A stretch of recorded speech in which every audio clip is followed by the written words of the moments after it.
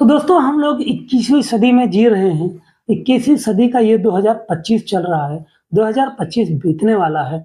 दुनिया चाँद पर चली गई है। दुनिया मंगल ग्रह पर अपना जीवन यापन करने के लिए जगह ढूँढ रही है और वैज्ञानिक हमारे इतना आगे बढ़ चुके हैं कि ज़िंदे को मुर्दा कर सकते हैं और मुर्दे को ज़िंदा करने की हिम्मत रखते हैं दोस्तों। उसके बावजूद अगर आपको ये पता चले कि कोई 21वीं सदी में हज़ारों बरसों साल पुराने कृत्य करता हो, काम करता हो, तो आप क्या सोचेंगे? ऐसे एक दर्दनाक हादसा सामने आया है जो कि 26 अगस्त की बात है। 26 अगस्त को दरअसल दोस्तों प्रयागराज का एक गाँव है, उस गाँव में एक पीयूष नाम का लड़का होता है। वो उसका डेली का काम होता है सुबह 8 बजे से 4 साढ़े 4 बजे के बीच में स्कूल जाता है। 4 साढ़े 4 बजे तक स्कूल से वापस आता है दोस्तों। उसके बाद वो अपना जो भी दिनचर्या होता है वो काम करता है। दोस्तों ऐसे ही पीयूष 26 तारीख को सुबह 8 बजे के करीब घर से निकलता है और उसको जो वापसी का टाइम था वो लगभग 4 से साढ़े 4 के बीच घर वापसी का टाइम था, लेकिन वो घर नहीं आता है। परिवार वाले उसका राह देखते हैं, उसके बाद 6 बजते हैं, 7 बजते हैं, 8 बजते हैं, लेकिन पीयूष घर पे वापस नहीं आता है। अब दोस्तों लगभग 8 बजे का टाइम हो रहा था। घर वाले नज़दीकी पुलिस स्टेशन में जाते हैं और वहाँ पर पीयूष की गुमशुदगी का रिपोर्ट लिखाते हैं कि हमारा जो बच्चा है अभी तक घर पे नहीं आया, स्कूल गया हुआ था। लेकिन दोस्तों स्कूल तो बंद हो चुका था, पुलिस करती तो क्या करती? वो इधर-उधर ढूँढने की कोशिश करती है, लेकिन कहीं कोई पता नहीं चलता है। सुबह होता है दोस्तों, स्कूल खुलता है, पुलिस स्कूल में पहुँचती है, वहाँ पे टीचर से बातचीत करती है, लेकिन जो टीचर होते हैं दोस्तों, वो बताते हैं, कल तो पीयूष स्कूल आया ही नहीं था। दरअसल दोस्तों, पीयूष 11वीं क्लास का स्टूडेंट था और 11वीं क्लास में 10वीं क्लास में बच्चों को मोबाइल ले जाना अलाउ नहीं था, जिससे पुलिस कॉल डिटेल को ट्रेस करे, उससे कुछ क्लू निकले। अब दोस्तों, जो उसके सहपाठी होते हैं, पुलिस उनसे भी पूछताछ करती है, लेकिन वहाँ से निराशा ही हाथ लगती है, पुलिस को कुछ नहीं मिलता। वहाँ से निकलने के बाद दोस्तों, जिस रास्ते से पीयूष घर से स्कूल जाता था, उस रास्ते से लगभग 200 सीसीटीवी कैमरे को पुलिस खंगालती है, लेकिन पीयूष का कहीं कोई अता-पता नहीं मिलता है। दोस्तों पुलिस परेशान हो जाती है, आस-पास के गाँव में लगभग 10 किलोमीटर एरिया में पुलिस सर्च ऑपरेशन चलाती है। पीयूष का जो फ़ोटो है उसको लोगों को दिखा-दिखा के पता करने की कोशिश करती है कि कहीं पीयूष का पता चल जाए, लेकिन पीयूष का कहीं कोई पता नहीं चलता है दोस्तों। तभी एक अनजान महिला पुलिस के पास आती है और कहती है, साहब 26 तारीख को रात में लगभग शाम को देर शाम को मैंने एक व्यक्ति को स्कूटी से आया और वहाँ पे झाड़ी और जंगल टाइप का है, वो थैले में कुछ लिए हुआ था और वहाँ पे फेंका और चला गया। मैंने उसका चेहरा तो नहीं देखा क्योंकि अंधेरा हो चुका था, उसका स्कूटी का नंबर भी नहीं देख पाई क्योंकि अंधेरा हो चुका था, लेकिन इतना मैंने ज़रूर देखा दूर से कि वो थैले में कुछ लाया था और फेंक कर चला गया। पुलिस वालों को लगा कुछ तो गड़बड़ है।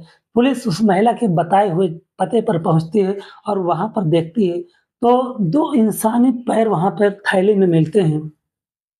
वो पुलिस उस थैले को लाती है, फॉरेंसिक टीम को बुलाती है, जाँच करवाती है, तो फॉरेंसिक टीम जाँच करने के बाद ये बताती है किसी 16 से 17-18 साल बच्चे का ये पैर है और उसके बाद पुलिस को ये यकीन हो जाता है, हो ना हो ये पीयूष का ही पैर हो सकता है। अब दोस्तों उस जो महिला रास्ता बताई थी, उस रास्ते से पुलिस सीसीटीवी कैमरे को खंगालना स्टार्ट करती है, तो 2 कैमरों में उस स्कूटी का आना-जाना दिखाई देता है और जब ज़ूम करके उसको पहचानने की कोशिश की जाती है, तो चेहरा जो होता है दोस्तों क्लियर हो जाता है। अब पुलिस जो होती है दोस्तों पीयूष के घर वालों को बुलाती है और वो फ़ोटो दिखाती है सीसीटीवी कैमरे वाला, कहती है, "क्या आप लोग इनको पहचानते हैं?" तो उसके घर वाले बताते हैं, "हाँ, हाँ, ये पीयूष के दादाजी हैं, इनका नाम शरण सिंह है, यहीं से हमारे घर से लगभग 1 से 1.5 किलोमीटर दूर पर रहते हैं, ये प्रॉपर्टी डीलर का काम करते हैं।" अब दोस्तों पुलिस वाले जो हैं, वो अब उन्होंने अभी पीयूष के घर वालों को ये नहीं बताया था कि पीयूष का मर्डर हो चुका है। वो उनको कहते हैं ठीक है आप लोग जा सकते हैं। उसके बाद पुलिस जो होती है वो तुरंत शरण सिंह के घर पे पहुँचती है। वो जो स्कूटी टीवी कैमरे में कैद हुई थी, वो वहीं पे खड़ी मिलती है और उसके बाद शरण सिंह भी वहीं मिल जाते हैं। पुलिस जो होती है दोस्तों शरण सिंह को गिरफ्तार करती है, उसके बाद थाने लाती है और वहीं पर एक पुलिस की जो टीम होती है दोस्तों, वो पुलिस की टीम शरण सिंह के घर की तलाशी लेना स्टार्ट कर देती है। पूरे घर की तलाशी लेती है, वहाँ पे कुछ पुलिस को नहीं मिलता, लेकिन वहीं पे एक खुफिया कैमरा बना होता है। वहाँ उस कमरे में पुलिस एंटर करती है, जैसे एंटर करती है, उस कमरे में एक अजीब-सा इत्र का खुशबू आ रहा था, धूप बत्तियों का खुशबू आ रहा था। पुलिस अंदर जाती है, तो देखती है जैसे इत्र की 100 शीशियाँ, 150 शीशियाँ उस कमरे में डाल दिया गया हो और पुलिस जो होती है फोरेंसिक टीम को वहाँ पे बुलाती है, जाँच करवाती है। तो फोरेंसिक टीम जाँच में ये पता चलता है कि यहाँ पे किसी बच्चे का लगभग 16-17 साल बच्चे का मर्डर किया गया है और उसकी लाश तो नहीं मिलती वहाँ पे। उसके बाद पुलिस की टीम वहाँ से आती है, शरण सिंह से पूछताछ करना स्टार्ट कर देती है। जब पहले तो शरण सिंह इधर-उधर घुमाते हैं, आनाकानी करते हैं। उसके बाद जब पुलिस टीम सख्ती से पूछताछ करना स्टार्ट करती है, तो शरण सिंह अपना गुनाह कबूल करते हैं, कहते हैं हाँ, कि इसको मैंने ही मारा है। मारा नहीं बल्कि उसकी मैंने बलि चढ़ाई है काली माता के पैरों में। पुलिस वाले हैरान रह जाते हैं कि 21वीं सदी में आज बलि का ज़माना, बलि का कहाँ से प्रचलन हो गया? पुलिस वाले जानने की कोशिश करते हैं कि तुमने ऐसा क्यों किया? तो उसके बाद पुलिस वाले को शरण सिंह बताते हैं, कहते हैं आज से 1 महीना पहले ही मैंने पीयूष से नज़दीकियाँ बढ़ाना चालू कर दिया। उससे मैं रास्ते में मिलता था उससे बातचीत करता था। धीरे-धीरे पीयूष मुझ पे ट्रस्ट करने लगा, भरोसा करने लगा और हम लोग डेली रास्ते में मिलते थे। कुछ ना कुछ पीयूष को खिला दिया करता था और उससे मीठी-मीठी बातें करता था। पीयूष जो है मेरे ऊपर बहुत भरोसा करने लगा था, मेरी बहुत इज़्ज़त करने लगा था। और इसी का फ़ायदा उठा करके मैंने 26 तारीख को पीयूष को अपने घर पे बुलाया। मैं उससे रास्ते में मिला, कहा कि पीयूष बेटा अभी स्कूल में थोड़ा टाइम है, तो मेरे घर पे चलो, मुझे तुम्हें कुछ देना है। पीयूष मेरी बातों को मना नहीं कर पाया। पीयूष जो है वो घर पे मेरा पहुँच गया मेरे साथ में और मैंने दरवाज़ा बंद किया और जैसे ही पीयूष आगे बढ़ा, मैं एक जो बड़ा-सा पत्थर रखा था, उसको उठा कर के पीयूष के सर पे दे मारा। पीयूष ज़मीन पर गिर पड़ा, उसका सर फट गया पीछे से और वो उठने की हालत में नहीं था। जब मैंने देखा कि पीयूष की साँसें अभी भी चल रही हैं, मैं गया अंदर से तकिया लाया और तकिए से उसका जो मुँह है वो दबा दिया, पीयूष की साँसें बंद हो गई।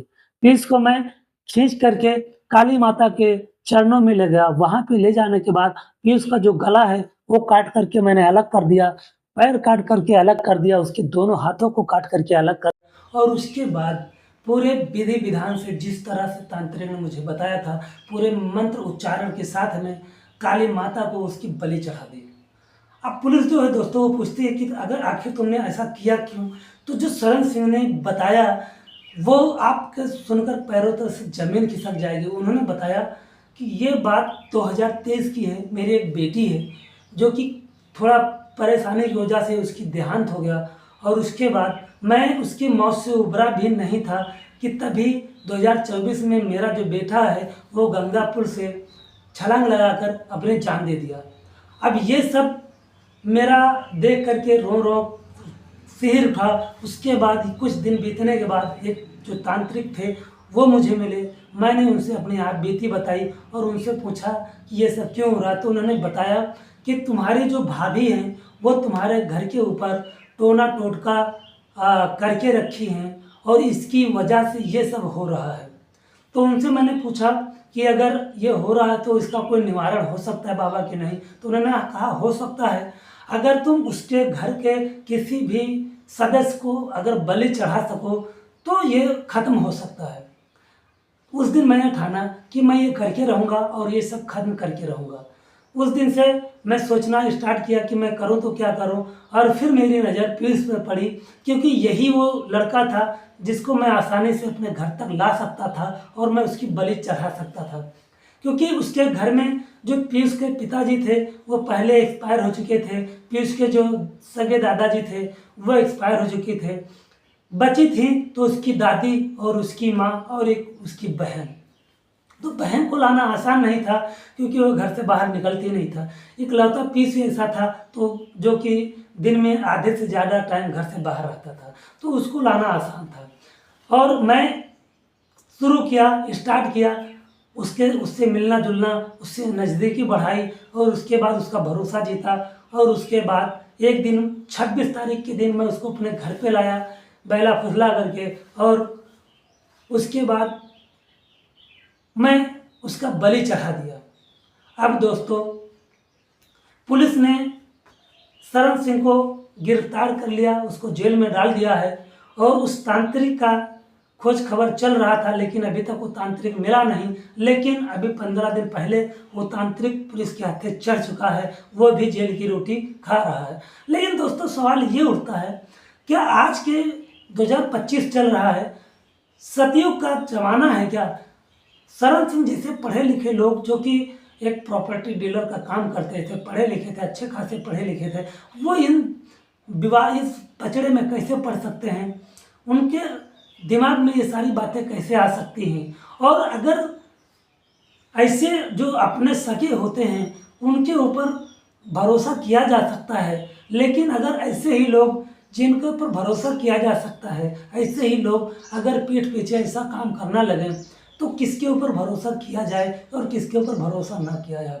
आप लोग मुझे कमेंट सेक्शन में ज़रूर बताएं। इस कहानी को सुनाने का मकसद मेरा किसी के दिल के दुखाना नहीं, किसी की भावनाओं को ठेस पहुंचाना नहीं, बल्कि आपको जागरूक करना है कि आप जागरूक रहें, सतर्क रहें। मिलते हैं किसी नेक्स्ट वीडियो में, तब तक आप स्वस्थ रहें, मस्त रहें। जय हिंद, जय भारत, नमस्कार।